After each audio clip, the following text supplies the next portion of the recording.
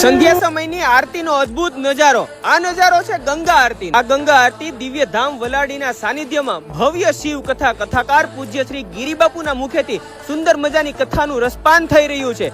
આ કથા દરમિયાન દરરોજ સાંજે હરિદ્વારના પરંપરાગત બ્રાહ્મણો દ્વારા ગંગા આરતી ઉતારવામાં આવે છે। તો દોસ્તો પધારો એકવાર દિવ્ય ધામ વલાડીના સાનિધ્યમાં આ ભવ્ય ગંગા આરતીનો લાહવો લેવા માટે।